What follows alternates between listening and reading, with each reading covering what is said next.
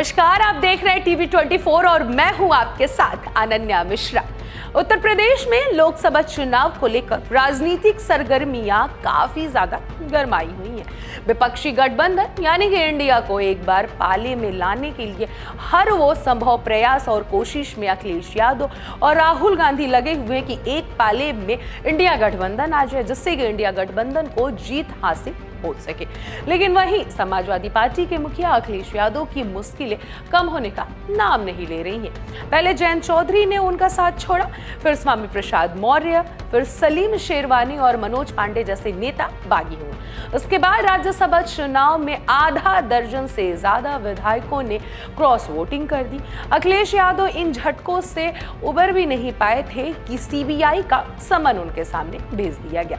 उसके बाद से अब फिर से अखिलेश यादव को एक जोर का झटका लग गया है। दरअसल आपको बता दें कि असदुद्दीन ओवैसी की पार्टी यानी कि AIMIM ने उन्हें मुस्लिम वोटों में सेंधमारी करने की बड़ी धमकी दे दी है। दरअसल बता दें, ओवैसी की पार्टी ने लोकसभा चुनाव में अखिलेश यादव से समझौते की इच्छा जताते हुए 5 सीटों से लगभग 7 सीटों की डिमांड कर दी है। अखिलेश यादव अगर AIMIM से समझौते कर उसे 5 सीटें या फिर 7 सीटें नहीं दी तो असदुद्दीन ओवैसी यूपी में न सिर्फ खुद किसी सीट से चुनाव लड़ेंगे बल्कि मुस्लिम बाहुल्य से 25 दूसरी सीटों पर अपने उम्मीदवार को भी उतारेंगे।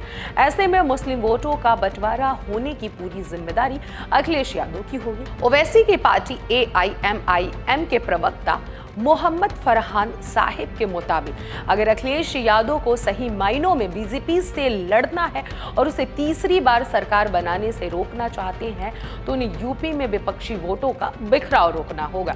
उनके मुताबिक असदुद्दीन ओवैसी मौजूदा दौर में मुसलमानों के इकलौते नेता हैं। हर कोई लोकसभा सीट पर उनका बड़ा वोट बैंक है। साथ ही साथ उन्होंने ये भी कहा है कि उनके नेता ओवैसी ही सही मायने में बीजेपी के खिलाफ लड़ रहे हैं। इसलिए खुद ओवैसी यह चाहते हैं कि अखिलेश यादव यूपी में उनकी पार्टी को भी अपने इंडिया गठबंधन में शामिल करें और चुनाव लड़ने के लिए 5 सीटें भी छोड़े। प्रवक्ता फरहान ने साफ तौर पर कहा है कि ओवैसी उनकी पार्टी यानी कि अखिलेश यादव से भीख में 5 सीटें नहीं मांग रहे बल्कि उसके बदले बाकी 75 सीटों पर बीजेपी के खिलाफ विपक्षी वोटों का बिखराव रोका जाएगा। उन्होंने बताया कि समझौतों को लेकर सपा नेताओं से बातचीत भी चल रही है। उम्मीद जताई जा रही है कि बात बन जाएगी, लेकिन अगर समझौते नहीं होता तो उसकी जिम्मेदारी अकेले अखिलेश यादव ही होगी और उसका खामियाजा भी उन्हें ही भुगतना पड़ेगा।